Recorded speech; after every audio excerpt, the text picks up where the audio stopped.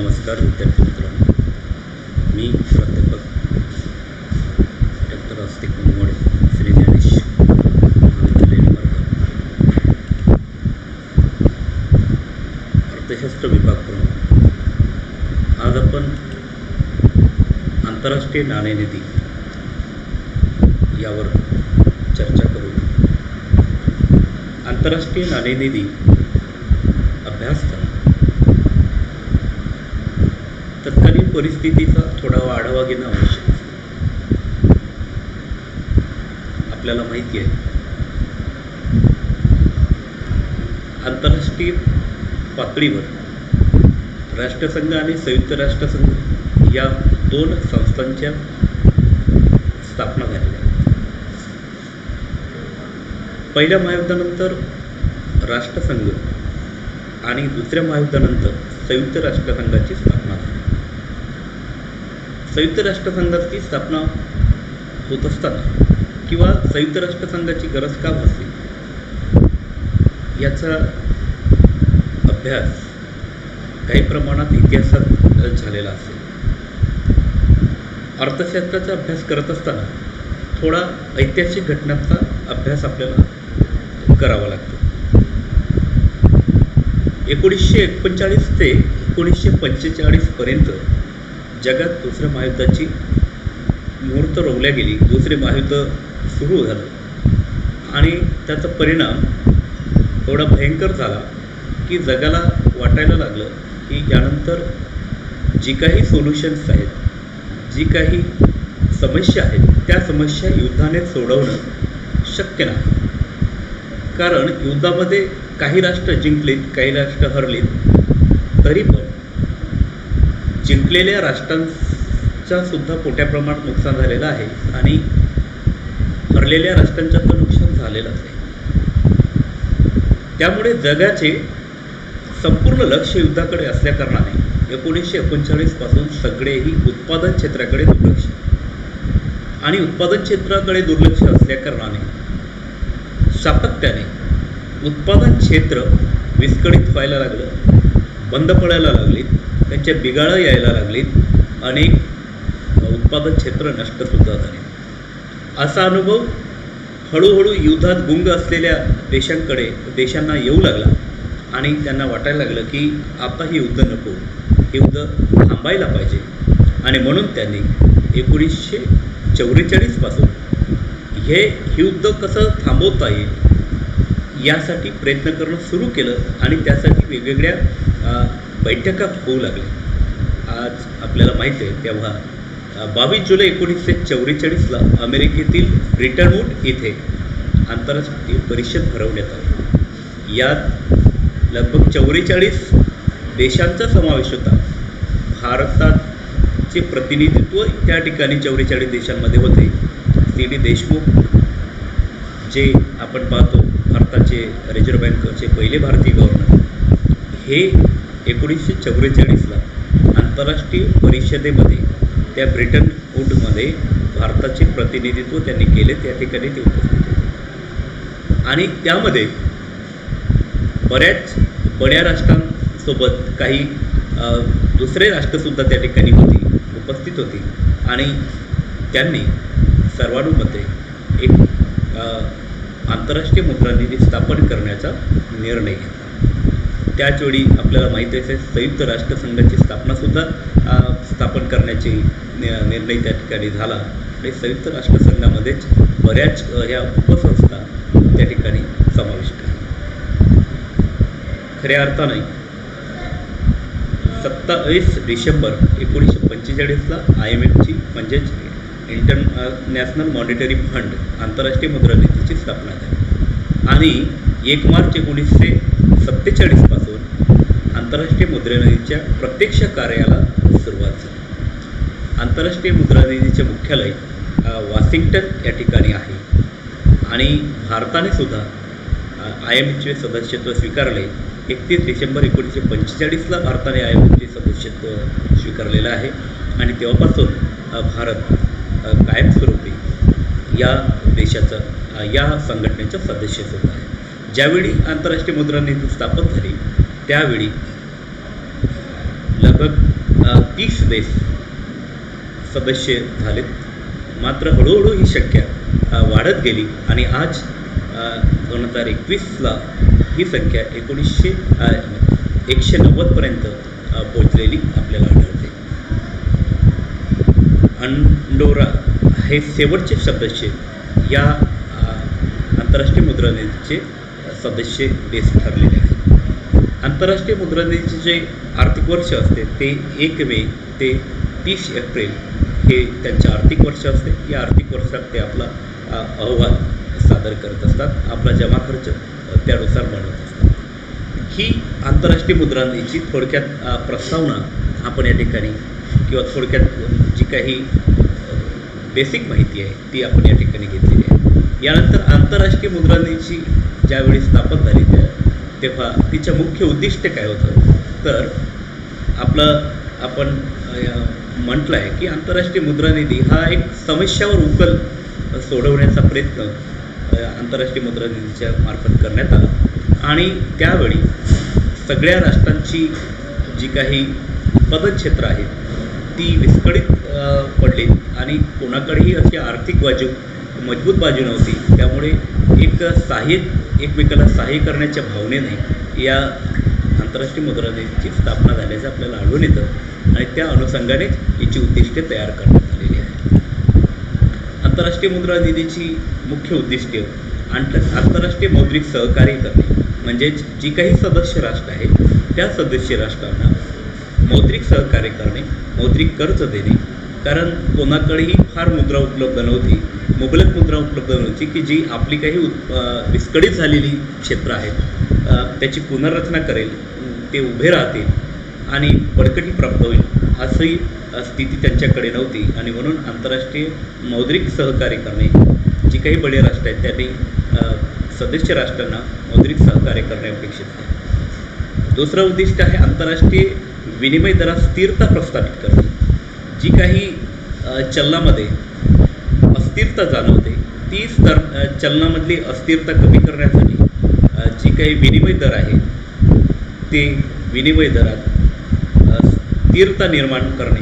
वेगवेगळे जे काही डॉलर्स असतील, पाऊंड असतील, युरो असतील किंवा अजून त्या सदस्य देशांची काही चलन असतील त्यामध्ये अस्थिरता निर्माण होणार नाही. अस्थिरता जर निर्माण झाली तर त्या देशांची आर्थिक स्थिती कमकुवत होत असतो. म्हणून त्याच्या स्थिरता कशी टिकून राहील याच्यासाठी प्रयत्न करणे.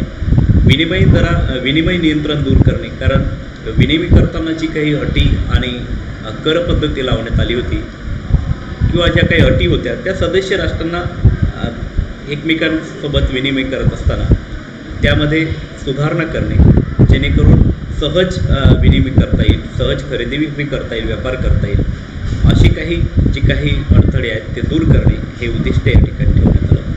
त्यानंतर संतुलित आर्थिक विकास, जी काही जगामध्ये राष्ट्र विभागले गेले आहेत, प्रगत, अप्रगत, विकसित, अविकसित, तर त्या राष्ट्रांमध्ये ही दुरी निर्माण होणार नाही, अधिक अंतर निर्माण होणार नाही.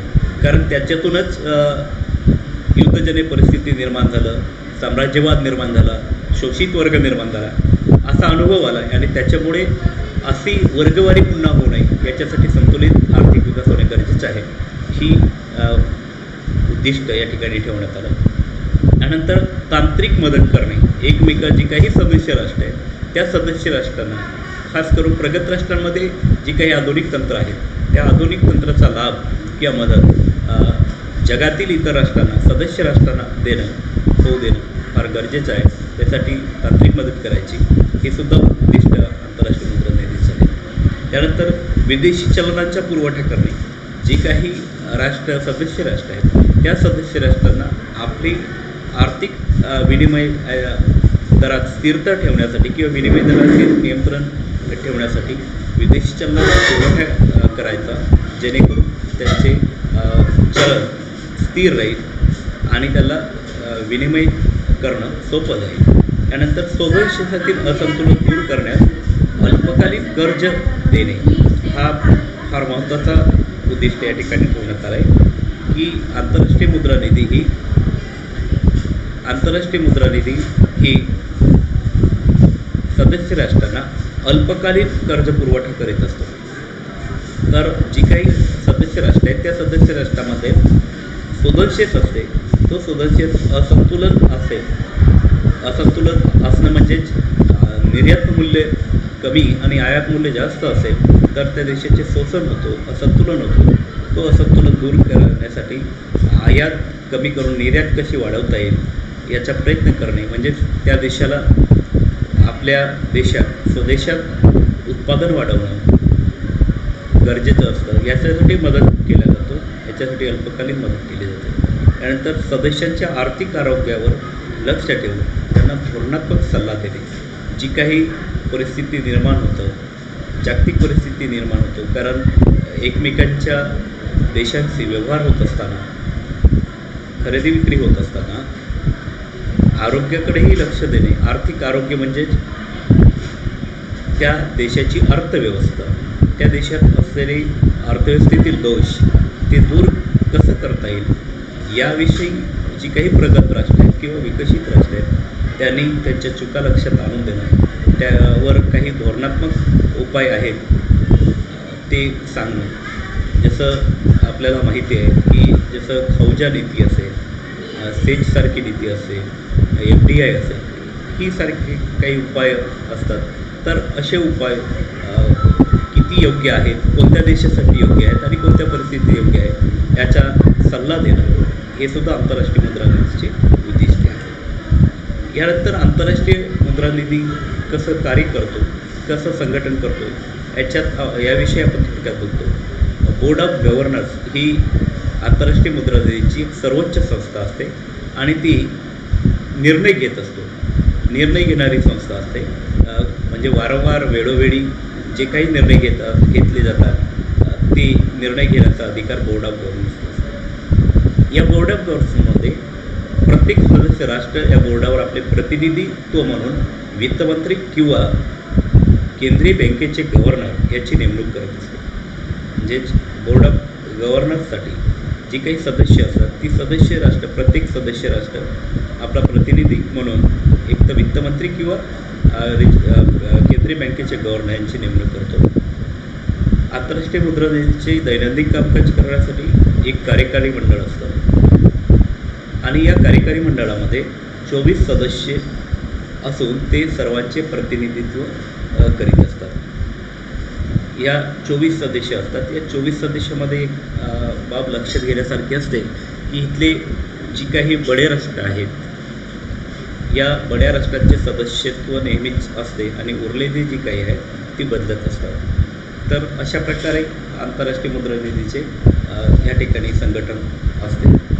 यामध्ये निधीचे जे भांडवलाचे स्रोत आहे, आंतरराष्ट्रीय मुद्रा निधी कशी उभारली जातो त्यामध्ये 25% कोटा हा SDRच्या स्वरूपात असते, ज्याला नाणेनिधी चलन म्हणतात, स्पेशल ड्रॉईंग राईट्स असं याला म्हटलं जातं. हा जो कोटा आहे हा कोटा एकतर डॉलर, युरो, येन, पाऊंड या स्वरूपात देता येतो आणि उरलेला जो 75% जो कोटा असते तो देशाच्या स्वतःच्या चलनात देता येत असतो. त्यानंतर SDRची जी निर्मिती आहे लक्षात घ्यायची, ती निर्मिती ही राखीव निधीला पूरक म्हणून केली गेली आहे. SDR हे चलन नाही, SDR हे चलन नाही तर ते केवळ लेख्याचे एकक म्हणून कार्य करत असतात आणि हे SDRची किंमत युरो, येन व पाऊंड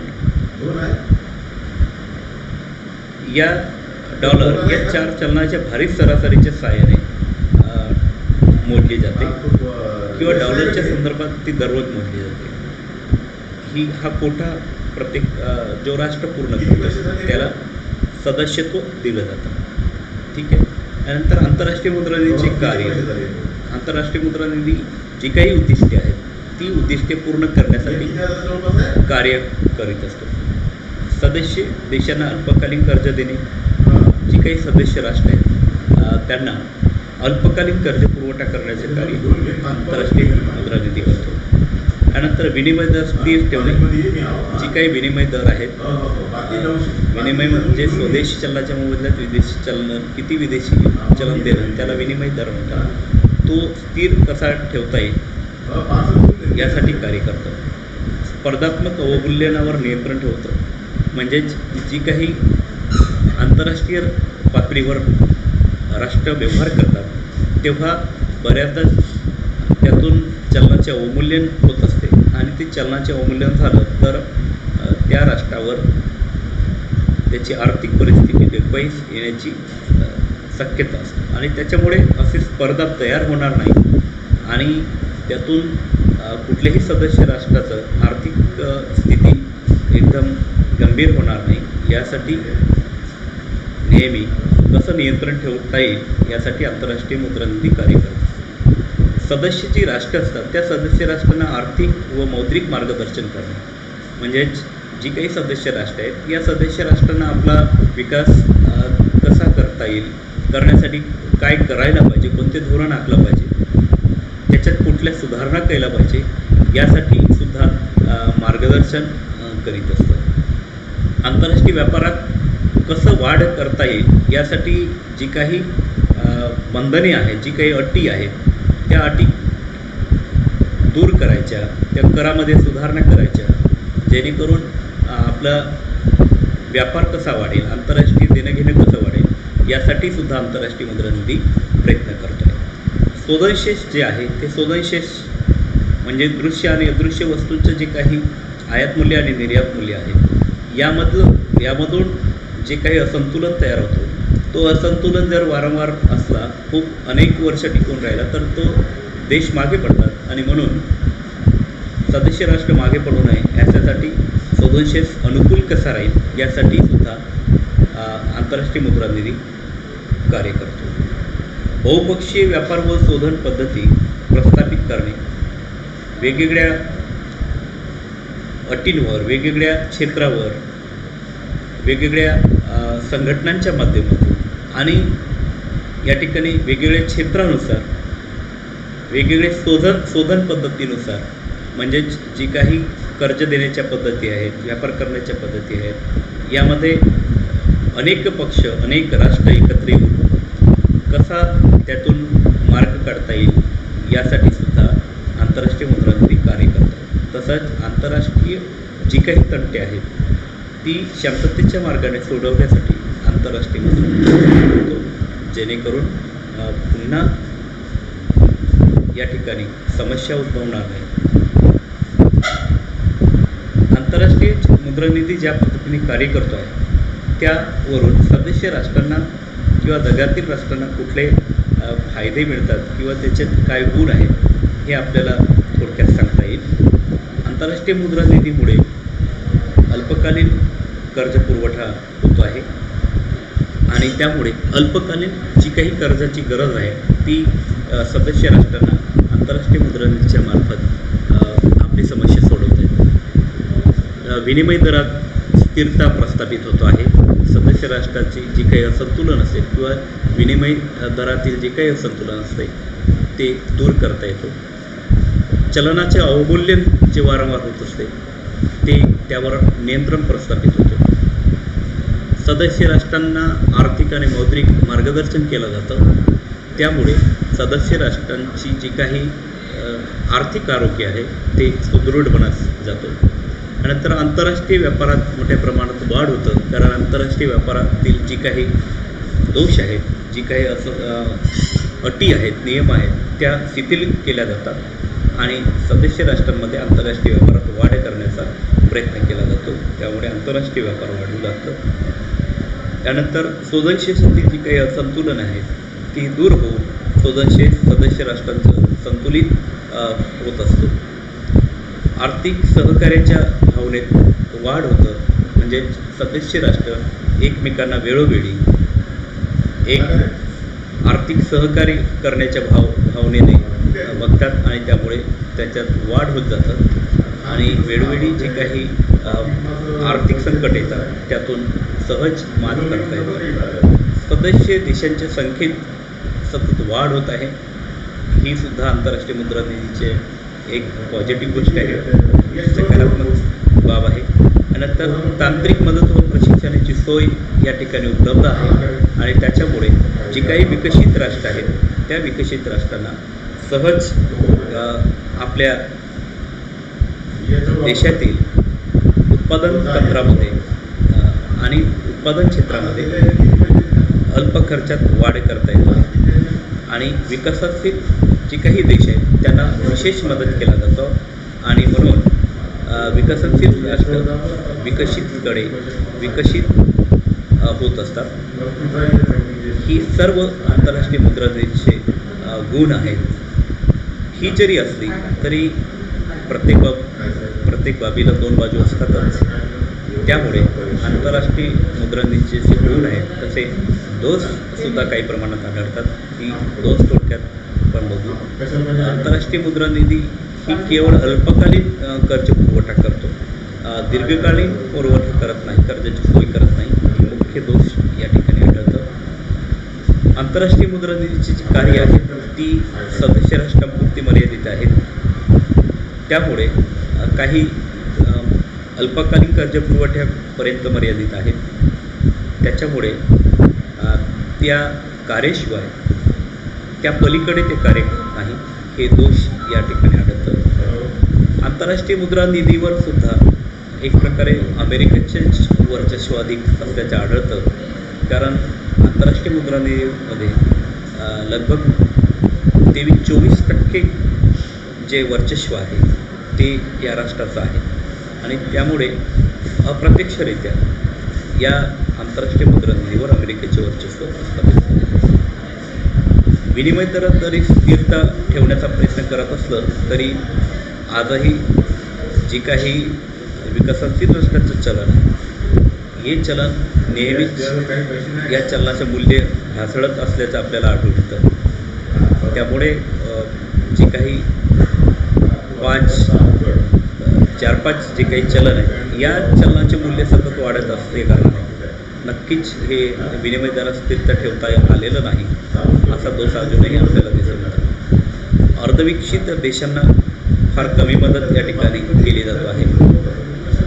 म्हणजेच पक्षपातीपणा वागणूक असल्या कारणाने जे बड्या राष्ट्रांना वाटतं त्याच राष्ट्रांना या देशात मदत केली जात आहे. हा दोष आंतरराष्ट्रीय मुद्रा निधीत आहे. रोखतेचा प्रश्न अजूनही सुटलेला नाही. म्हणजेच ज्या पद्धतीनं त्या ठिकाणी त्याची कर्जाची परतफेड कशी करायची आणि कोटा कसा दिलं पाहिजे त्यामध्ये अजूनही सुलभता आलेली नाही आणि दीर्घकालीन कर्जाचा अभाव या ठिकाणी आढळतो. ही मुख्य दोष आंतरराष्ट्रीय मुद्रा निधीचे आहेत. त्यामुळे असं असलं तरी आंतरराष्ट्रीय मुद्रा निधीचे गुण अधिक आहेत आणि अनेक राष्ट्र या ठिकाणी एकत्र आलेली आहेत. 190 राष्ट्र आज या ठिकाणी आहेत. उद्दिष्ट चांगलेली आहेत. परंतु थोडंसं वर्चस्वाची लढाई अजूनही बड्या राष्ट्रांचे या ठिकाणी आर्थिक वर्चस्व असल्या कारणाने आंतरराष्ट्रीय मुद्रा निधीवर बड्या राष्ट्रांचं वर्चस्व आहे आणि ती त्यांना पाहिजे त्या दिशेने जगाला वळवतो आहे. त्यामुळेच हा मुख्य दोष आंतरराष्ट्रीय मुद्रा निधीत आहे. हा दोष जर दूर केला तर नक्कीच आंतरराष्ट्रीय मुद्रा निधी चांगलं कार्य करू शकतं असं एकंदर आपल्याला यावरून लक्षात येतं की जगाची जी काही प्रश्न आहेत ती शांततेच्या मार्गाने सहज सोडवली तर सगळी मानवसृष्टी आणि सगळी राष्ट्र व्यापारिक दृष्टिकोनातून एकमेकाला सहाय्य करून मोठे होऊ शकतात, विकसित होऊ शकतात. हे एकंदरीत या उद्दिष्ट आणि कार्यावरून स्पष्ट होतं.